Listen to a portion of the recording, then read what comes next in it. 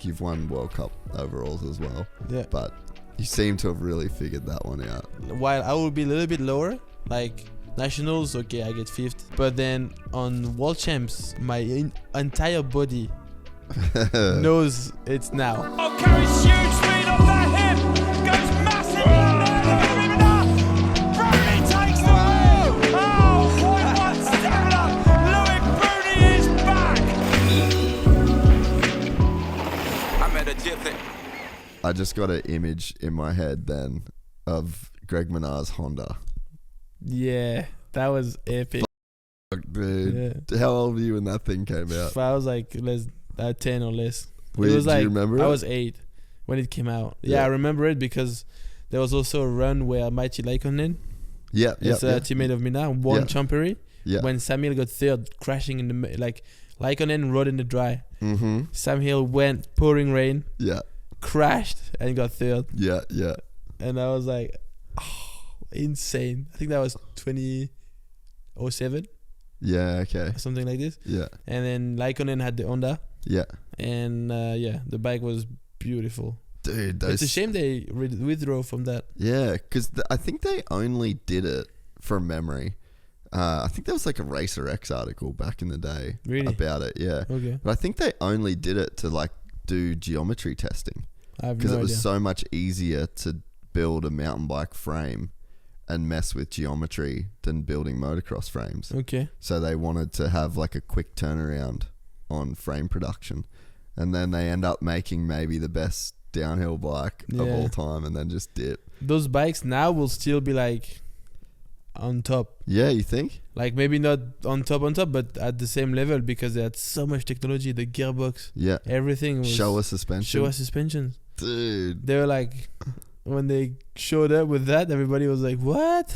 I wonder where, like, would Minnaar have one of those bikes, do you think? Yeah, I think so.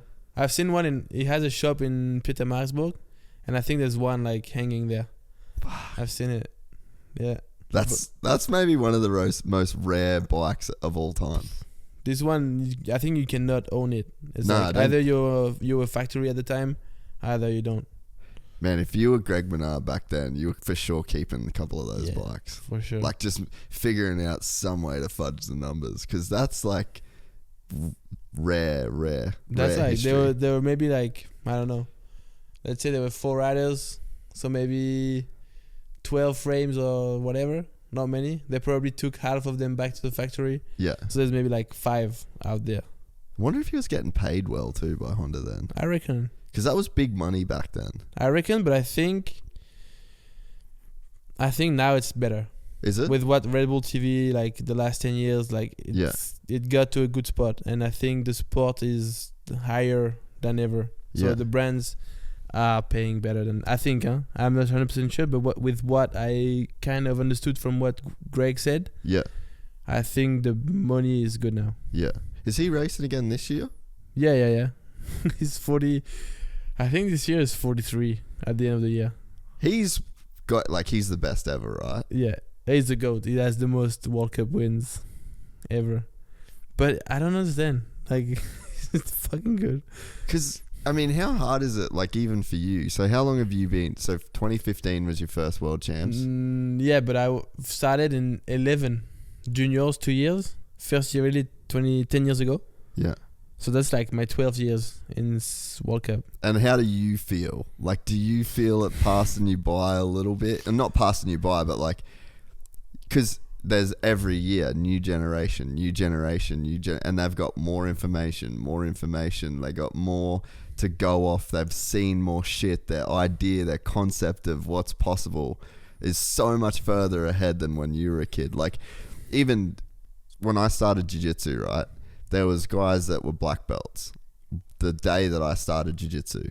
And in 5 months of doing jiu-jitsu, I had been able to absorb so much more knowledge than what those guys could have. True. You know, like in 5 months of them doing jiu-jitsu back in when they started, there was no DVDs, there was no YouTube, there were no books, there was no like Flow Grappling where you could watch every match. Like, if you start jiu-jitsu today, you can study for 24 hours a day, and in 3 months, like, you'll really fuck some people up. So Really? like, yeah, for sure. I'm gonna start that then. Dude, I think you'd love it actually.